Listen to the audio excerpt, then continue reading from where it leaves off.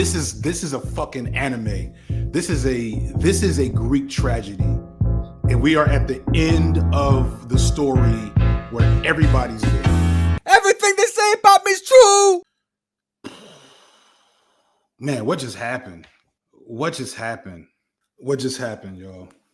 I don't even know where to start, to be honest. I'm kind of at a loss for words. So at I'm gonna say 11:30-ish tonight, Drake responded to Kendrick with a song called Family Matters or Family Ties. I can't even remember the name of the song already. Family Matters. And Family Matters is y'all know I'm biased. Y'all know how I feel about Drake. So take this with all the grains of salt. I wasn't overly impressed. It's 7 minutes long. 4.5 minutes are really addressing Kendrick.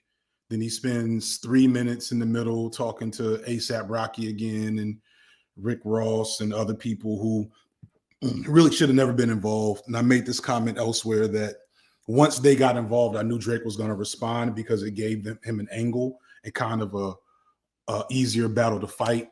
He made some startling accusations, and I'm trying to be very unbiased here, and also this will circle back around. Drake accuses Kendrick's child, one of his children, of not being his own. He accuses Kendrick of not giving back to his community, despite always talking all that pro-black shit. He then, toward the end, accuses Drake of continuing to cheat on his wife and possibly his wife. And so those are, greatly serious accusations. The challenge is receipts. I'm not aware of any receipts toward this stuff. Serious accusations, but there's what's the word I want to use here? And I'm trying to. This is my as unbiased as I can analysis before everything else. My thought was, okay, the problem with Euphoria versus Family Matters or Family Ties, remind me in the chat which one it is that we know so much about Drake because Drake wants to be famous. It's not hard. Everything they say about me is true. Fuck. He planned this shit. Oh my God. He planned this from the beginning.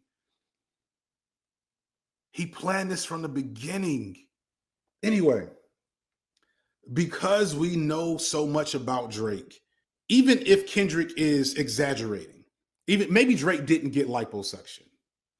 That's a rumor. We don't have no evidence for that. Maybe Drake's been a good father since he was exposed by Pusha T. We're not in that man's household in his personal life. He may be a great father. The boy seems to love him.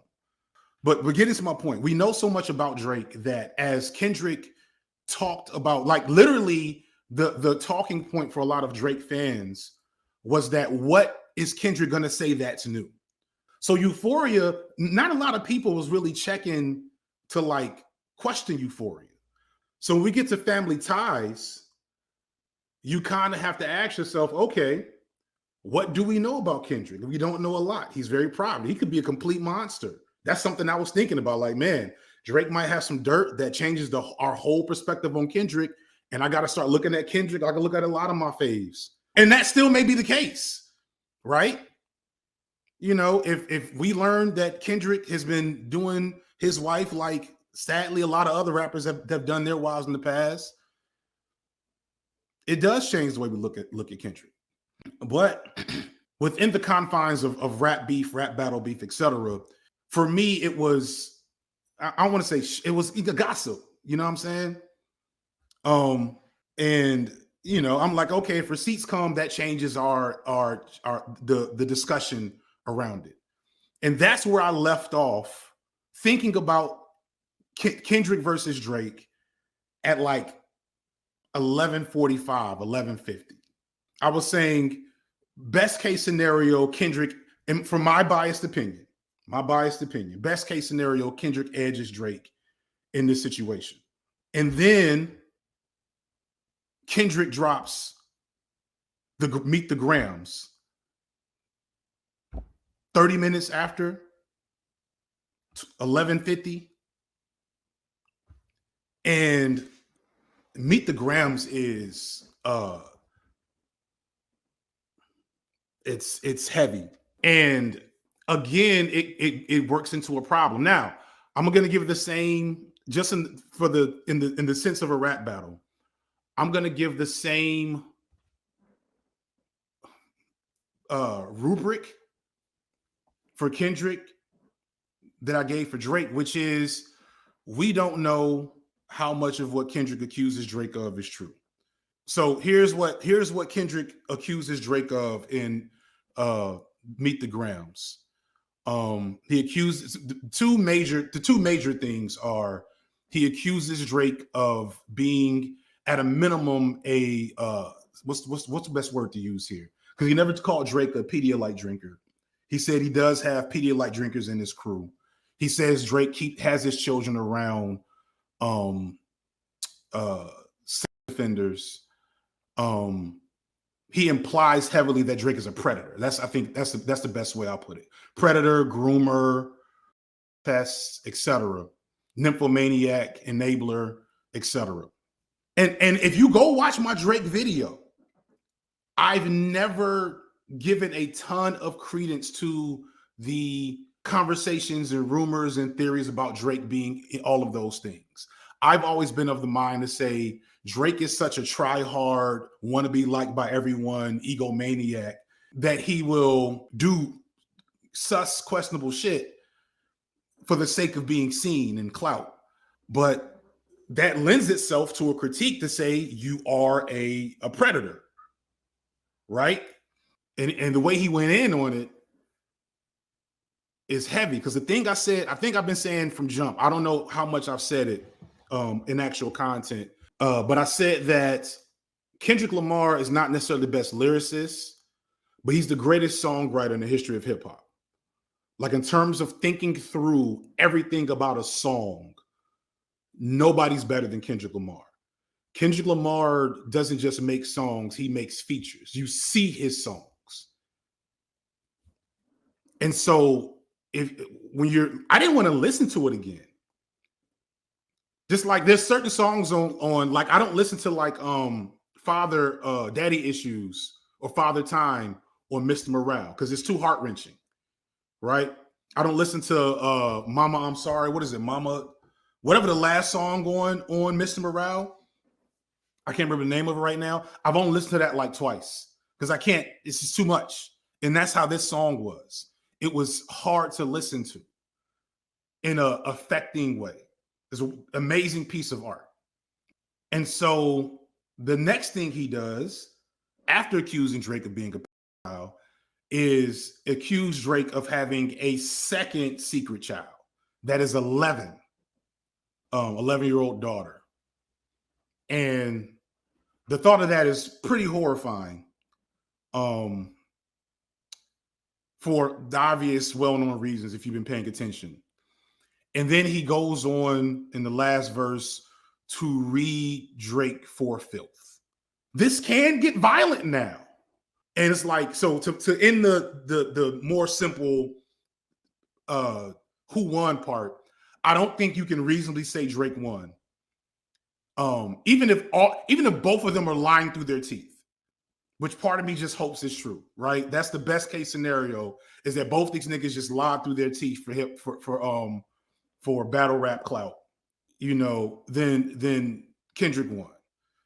Just the chess move. Oh, I forgot. And so the other parts of the story is last night Drake was supposed to drop and he chickened out and then it's like, oh, it didn't happen. It wasn't happening. That was a rumor, right? And then by the morning, we had another Kendrick diss. And in that diss, Kendrick is basically telling Drake, hey, I got the drop on you. And I knew this from jump. The cover of 616 in Toronto is a picture. And it's a picture of a Maybach glove. And I immediately say, oh, he's sending Drake a message that I know something. I have people that are close to you. So 616 in Toronto is the second diss track that Kendrick releases this morning. And in that track, the cover is this image. It's a picture of a Maybach driving glove, and on top of what looks like a shirt, you can kind of decipher a piece of paper next to it, so on and so forth, right? And I immediately see that and say, oh, this is Kendrick letting Drake know he genuinely does have someone inside of his house, inside of his camp, that is feeding him stuff. This is a warning.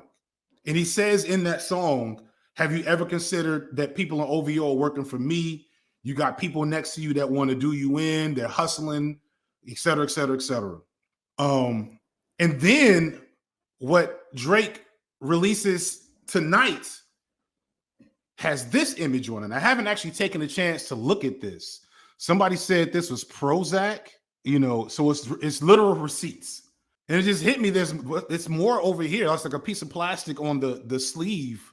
So God, it may be fucking more.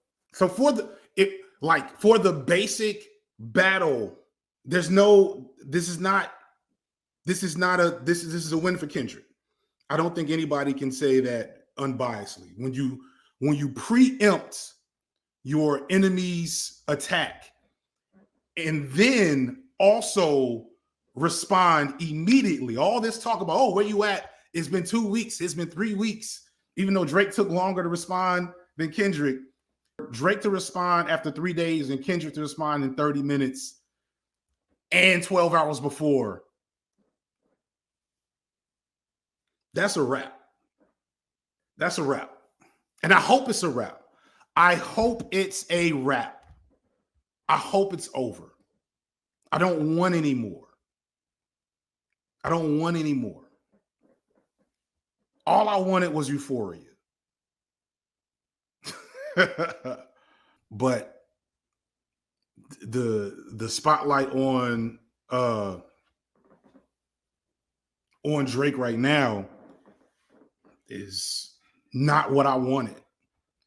I wanted Drake to be defeated on the analysis of his culture vulture, vapid music, clout chasing, tragic mulatto nonsense status. That is what I wanted. I wanted Euphoria. I wanted Euphoria I love to death, partly because I feel like I co-wrote that motherfucker. I loved that shit. I didn't feel Family Ties in part because it didn't do much, except for, give out rumors that in the moment you're inclined to not think are true. To hear Meet the Grams was like being in the house of like your best friend or like somebody you cool with and like watching their family unravel. So the best case scenario, this was just an amazing chess move. The most amazing chess move in the history of battle rap, of rap battles or rap beefs ever. Worst case scenario, this is going to lead to an ugly unfurling of a lot of ugly, dark things that we've been ignoring about hip hop for a while. Because if what Kendrick is saying is true, right, then the biggest rapper of the last decade plus has been an open predator in our faces, and we've ignored it. Right? And that's not like, that's not a small thing to be revealed as true. You know what I'm saying? It's not just Drake needs to go if that's the case. Just like with R. Kelly, so many people will have to be implicated in something like that.